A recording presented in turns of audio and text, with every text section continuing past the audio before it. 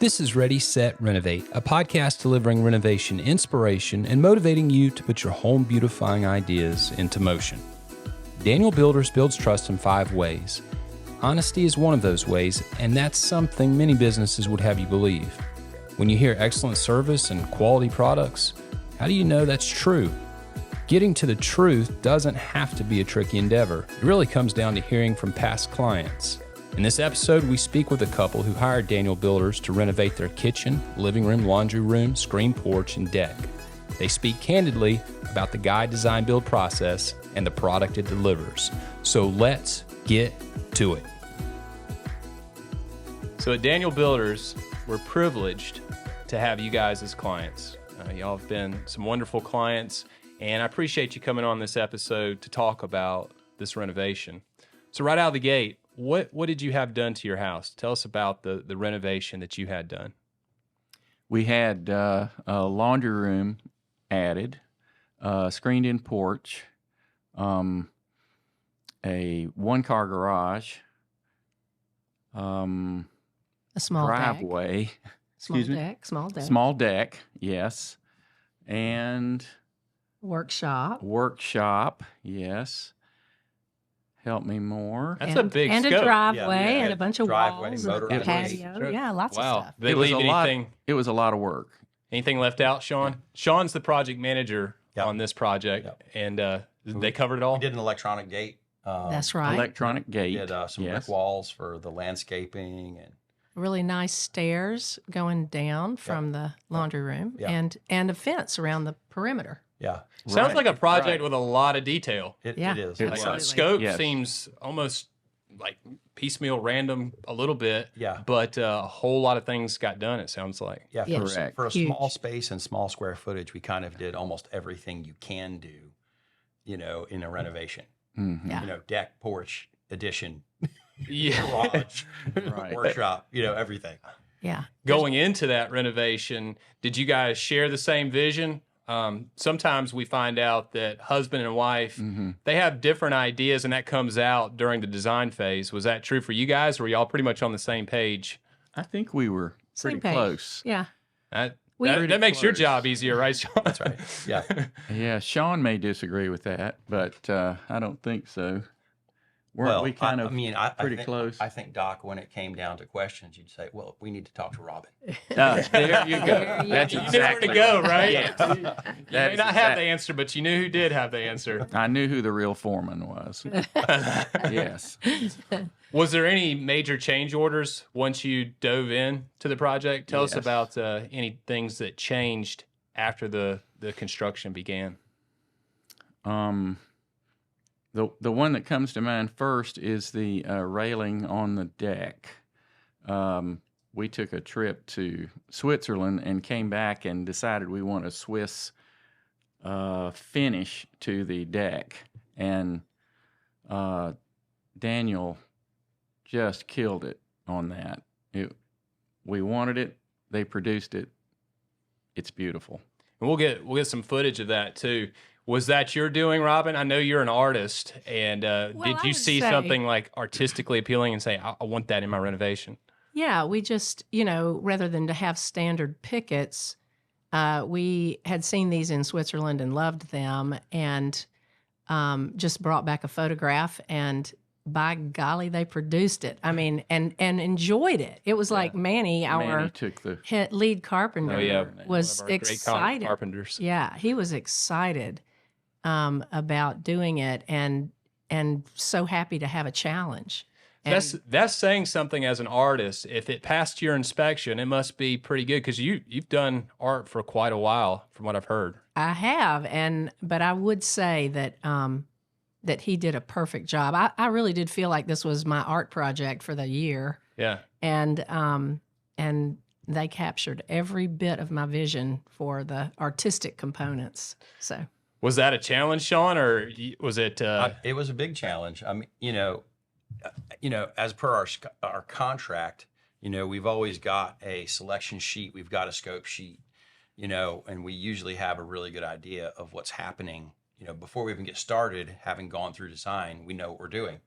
But with Robin's, eye for art and flair, there was a lot of like just ongoing conversation about exactly what this is supposed to look like. Yeah. How is this supposed to make her feel in the space? And so it really became, a living organism as we went along, and I remember at one point, having a conversation with her and telling her, well, that's in your, selections, schedule in your contract. She goes, I have a selections schedule in my contract. And it was just, but it was, it was very interactive between Robin and I and Manny and Robin, as far as what was happening on a day to day to make sure it really captured the heart of what they wanted to capture. Well, let's dial in on that relational piece. Did you ever feel like it was hard bringing these ideas up to the Daniel Builders team, or were there times where the guys were saying, gosh, I just want to do a very straightforward project? They may have said that to themselves, but they never bucked on us at all. Wouldn't you agree with that? I would agree. We had this unusual doorway that we wanted leading from our little foyer off the deck into the laundry room. And, I showed them photographs of it that I had from another job that had been done that had this. It was not an original idea. And they latched right onto it. They said they had no question whatsoever, excited to do it. It was a really can-do attitude. absolutely. I never heard the words "I can't do it," and I will say that in other construction projects, I have had builders tell me, "Oh, I just don't think we can do that. That's just too much," and they never told me that, not once. And we even had we wanted our screened porch to be look like an old screened porch. This house is 100 years old, so we wanted it to look original to the project. And, that was a tough one because it meant a lot more work and a different type of structure than is typically built. And they figured it out between Sean and Manny how to do it, and they did it the way we wanted it. And I was really grateful for that. Well, that's always good to hear the happy endings of these renovation stories. There's definitely a lot of horror stories out there, but we like to have happy ending stories here. Yeah. What was the toughest part of this project, Sean, from your standpoint? Well, when the project started, there was a different project manager. So, that project manager who still works for Daniel Builders got promoted over to the commercial division. And so when I came in, the project had already been underway. There had been a couple of snags. We had an undisclosed oil tank we found before I got here. Now that's interesting. Undisclosed oil tank. Tell us about, can we pause there? I want to hear this story. That sounds like a good story. So I don't know a ton about it other than the fact that y'all didn't know it was there. And it was sitting right on the corner of the addition, correct? And it had, basically we discovered it. It had to be filled. And it's basically acting as the footing of the addition. No way. Point. So it was underground. Yeah. Yes. Did anything have to come out, or I guess it stayed? It stayed. Yeah. It was really big. They had to drain it. They had to drain it. Had water in it. No way. Like it was a cistern almost. Yeah. And they drained it and filled it with concrete. Yes. Which cost a lot of money. Sometimes there are those unpleasant surprises in a renovation. Yeah. That is really interesting. Right. What was it used for then originally? It was probably heating. It was heating to heat the house. To heat the house. Yeah. And you said the house is 100+ years old? Yes. 1923. Wow, man. That it really is. So that was kind of a challenge for you, the transition of, was it Manny you lost through the project, or was it? No. Manny was the lead carpenter all the way through. I mean, from whenever I was here, Manny was here. Mm-hmm. He was Yeah, I think there was a couple of other guys that had been working on it before I got here, but Manny was kind of like partnered up with me as, project manager lead. Yeah. And so when I came on, he came on too. And he was here, I'd say pretty much every day we were here through the duration of the project. And that should be said. Daniel either showed up or let us know they weren't coming throughout the entire project. We never got up expecting someone to be here and then they just didn't show up. That never happened. So you felt the communication was there? Yes, good absolutely. Communication. That's good to hear. What do you like most about this finished product? We mentioned a lot of different elements to the scope, right? Is there one part that you're like, this is my favorite part. That's a hard one. You'd have to say the workshop, wouldn't you? I think so. The workshop, except the screened-in porch is right up there with it, and the laundry room where we have our computer. So that's a hard one. But yes, workshop. I would have to say it's just the visual appeal of the whole project. I love looking at the banisters. I love the stairs that have the same banister on them. It's not a banister, it's pickets. But anyway, I love those pickets. I love the colors, and the paint job that was done is excellent. I just love how it looks. I'm a real visual person, and it is pleasing. It's above and beyond, anything that we could have expected. One of the challenges in this renovation was the location of the home. The home was located in an area where it's hard to get equipment in and out. And how did you work around that? It's obviously a beautiful home in a beautiful part of Greenville, but accessing it presented some challenges. Talk about that, Sean. What was that like? Yeah, so the lot being small, we were unable to put a dumpster on the site. And we had an original conversation with one of the neighbors who said, yeah, you can put it over here. But she felt afterwards that it would have been a liability, which is understandable. So we ended up really having to trailer all the trash out. We'd make, piles as neat as we could, bag things, and then have to, get it trailered out every couple of weeks, a couple times. Doc and Robin were like, could you get that stuff out of here at the point, Don't want it to build up. And obviously, part of it was just the consideration for the neighbors. That was something that Doc and Robin stressed to us over and over again.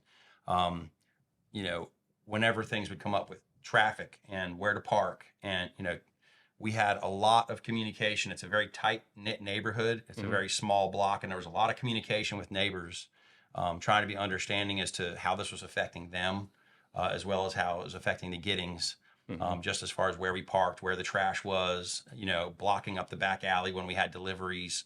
Not tearing up anybody's grass. Yeah, exactly. Right. Getting tools dropped off on a day-by-day basis when the guys show up to work, drop off your tools, go park out front. Yeah. Things like that. Were you guys getting calls from neighbors like, I hate to be the bearer of bad news, but I don't like that this is happening? Were any of the neighbors voicing concerns on that front? Yeah, it was mostly about parking, having someone park in front. We have street parking in the front, and then we have an alley behind our house. Our lot is 0.16 acres. So we have a tiny lot. Yeah. And their lots are all that size too. So we each have a couple places we park, and that's it on the street. And so that was a challenge. Limited. Parking's limited. Our noise was fine. Nobody ever complained about noise. Our workers were not loud. They didn't play loud music. They weren't obnoxious. It was great. But it was mostly about parking. Wouldn't you say that? Mm-hmm. And I think Daniel Construction tried to carpool as much as possible, which helped a lot. Well, obviously the neighborhood is a big part of a renovation. We don't want you to be enemies with your neighbors because of things we've done, and maintaining those good relationships is very important. It's good to hear that you guys found some really great workworkarounds. Yeah. This was a real opportunity to offend the neighbors. But And I'm certain that there were things said that we don't know about, but honestly, I think it went as well. You're still on speaking terms. We still are on speaking terms with all our neighbors. Yes. That's a win. Yes. I really appreciate you guys taking time out of your day to talk a little bit about your renovation experience. And we are quite honored to have you as clients. And hopefully down the road, maybe we can do another renovation or two. Yeah, maybe so. We definitely would call you if it was an option. We've already referred others to you. Yeah, we have. That means a lot. That's the biggest compliment we can get. Thank you, guys. Thank you. Until next time. We're delighted you tuned in for today's episode of Ready, Set, Renovate, your guide design build resource. Are you ready for your home to undergo a transformation? We'd love to talk to you about it. Visit us at danielbuilders.com and tell us about the home renovation you envision. In the meantime, subscribe to Ready, Set, Renovate, and we'll keep the renovation inspiration coming.